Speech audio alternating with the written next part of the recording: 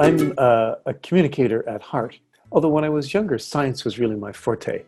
I, in fact, planned on going into a career on science, but ended up taking a detour into philosophy, which led me to really look at language, which is key to how we actually interpret reality.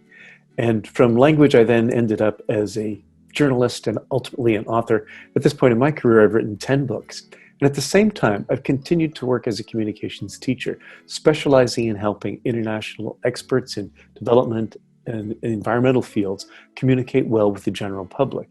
One of the things that's been most fascinating for me in my life is how to enable people who are technical experts with deep knowledge of how the world works to explain this to non-technical general audiences, including policymakers and business leaders and others who have key roles in decision making, who, if they can pay attention to what science shows us, can make much better decisions than if they don't. So you worked with both scientists, like real researchers, and people more into policies and government. What was the big difference between them, and what were the trouble that researchers had compared to people that have maybe more used to talk to a non-scientist audience? Right. So I would say for non-science audiences, they basically want to know what to do. Policymakers, people in business, and they look for information to guide their actions. Scientists are much more concerned with what they can actually say that is true and the level of confidence they have in that truth, the degree of certainty, which is a very tricky word because certainty means entirely different things to a scientist than it does to a policymaker or a business leader. And so we often have to deal with scientists who, when they're asked the question, "Are you certain?" they will say, "Well, no," because any good scientist knows that what it takes to achieve certainty is a very, very high degree of continual experimentation and analysis. Whereas for a policymaker, they just want something that is more, well, I think this will work and it probably will.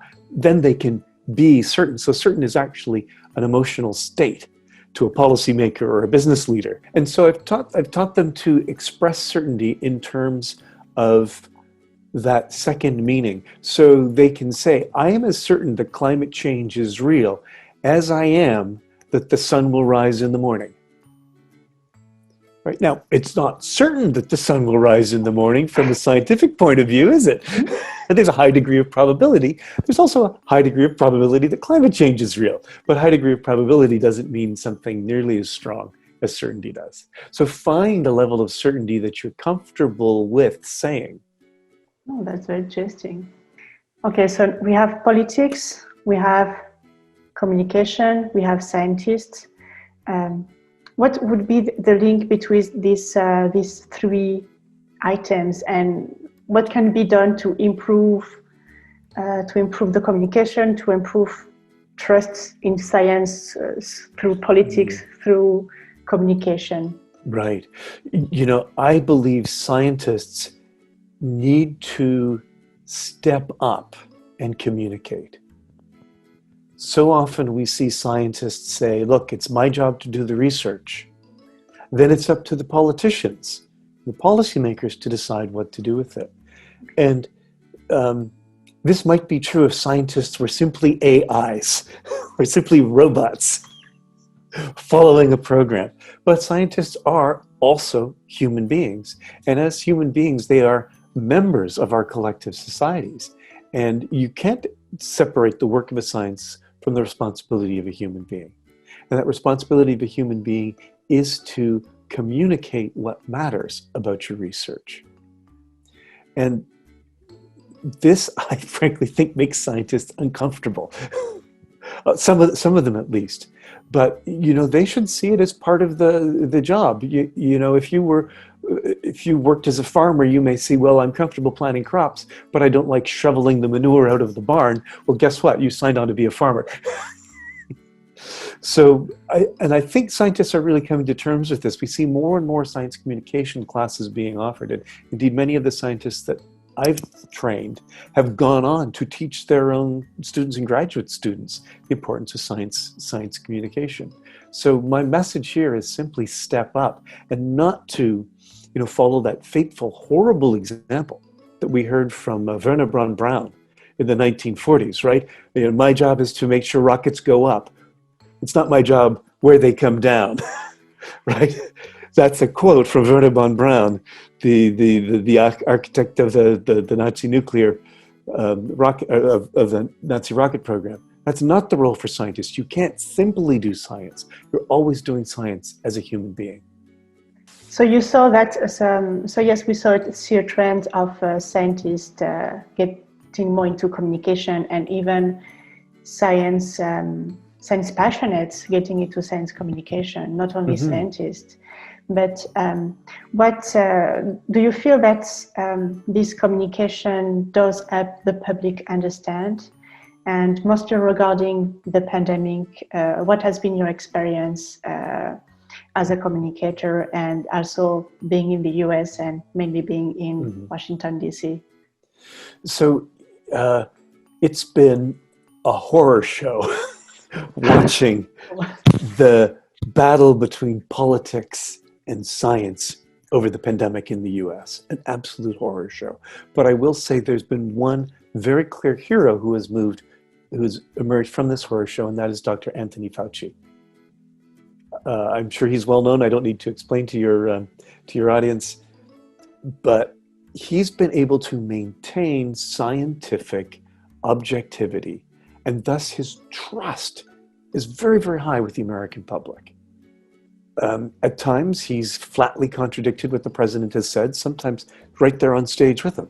His words were recently taken totally out of context and used in a Republican ad as if showing his support for President Trump's handling of the pandemic. He came out and publicly said, "I've taken out of context. I have never endorsed a politician, nor will I ever in my career."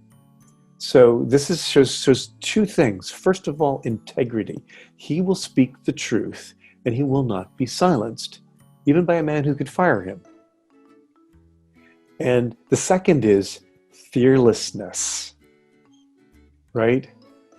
The readiness to put your neck on the line for what you believe is true as a scientist. And these aren't things that we're born with. These are things that we both practice, right? Integrity and fearlessness. It only comes from being challenged. And my wish for all young scientists would be, every time you get challenged, to see this as an opportunity to build integrity and fearlessness. So what would be then your advice or recommendation for early career scientists, or even elderly scientists that would like to maybe explain to their friend and family a bit how it works and their research and... So, well, let me say, first of all, my primary advice to a scientist who really wants to have a powerful impact, and that would be find opportunities to admit you are wrong. Not just in your professional life, in your personal life, practice. Whenever your partner or spouse, catches you in an error that you've made, don't defend yourself. Say, "I was wrong. Thank you for pointing that out." Because scientists are also human beings. It's natural to not want to admit you were wrong. But ask yourself this: were you born to never be wrong? That is very true. Yeah. So scientists in training, get used to admitting when you're wrong in your personal life. That will make it so much easier to stand on scientific integrity in your professional life, and be willing to admit, not even just when you're wrong, but when your evidence perhaps doesn't support your conclusions. Be ready to go back and revise. Be ready to hear a different point of view with an open mind. Why does this matter? Because the public does not understand science. The public really poorly does not understand science. It wants from science cures and new inventions, and occasionally fascinating details about dinosaurs. Ooh, they have feathers, right? But science is the process of humanity moving from uncertainty about how the world works that depends on religion and superstition and tradition to greater certainty so that we can make fewer tragic errors, right? You think of how just disease itself was so misunderstood, that plagues were visited by God, or that uncleanness was something that someone conveyed, and if you killed the unclean person, you would end the curse that God laid upon you. Humanity has created endless suffering for itself in its inability to scientifically understand disease transmission. We're getting so much better now, but people still don't listen to science. They still prefer, it's a political hoax, right? So there's a lot of work to be done in helping science be seen what it is a process of us better understanding the truth about the world we live in and about our own minds. So to wrap up a little bit, to be a good communicator and to be trustworthy, what do you recommend for scientists to do? Right. Okay, so let me give you 3 things. The first is, think about let me put it like this. Scientists' biggest mistake is they want to communicate with non-scientists as if they were scientists. And so that they want to do is they want to describe all their data, describe all their methodology, describe their analysis, and then give their conclusion. But people can't listen that way. So scientists need to be scientific in their approach to their communications goals. Their communication objectives should be to make a significant difference in the thinking of the person they're speaking to, not to bore them to death. So if they're rational about that goal, they will start by thinking, what's my main message that I want to get across to this person? And how can I put it succinctly in plain language so that its emotional importance will come across? And to start there, once you start there, that's actually like creating an anchor in your audience's mind. If you've interested them with an important, clear message, then the audience will have tolerance to listen to more details that back it up. Now that inverts the process of scientifically explaining your thesis, but that's how people best listen and retain new information. So that's number 1. Number 2 is avoid jargon when speaking to a general audience. Most scientists spend so much time in their labs with their colleagues, with their research, that for them everyday language seems like everyday language is actually unintelligible to their audiences. And if you ever want to Google science jargon, and you'll find some very funny, humorous videos of scientists speaking complete unintelligible gobbledygook. That needs to be avoided if you want to communicate effectively. This means you need to become translators as well as communicators. You need to translate the technical terms into plain everyday language your audience can understand. And the third is seek out opportunities. Don't wait for them to come to you.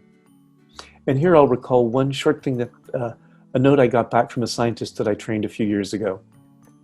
He was one of 10 people giving public comments at a local community town hall meeting to propose a way for wetlands that were going to either be developed or not. And there were 10 speakers, and he realized the journalists there weren't going to be able to quote all 10 speakers. So he followed our advice. He said, what do you want the media to quote you as saying? Think about your remarks as something that could be used in a quote, which means it's got to be short, it's got to be snappy.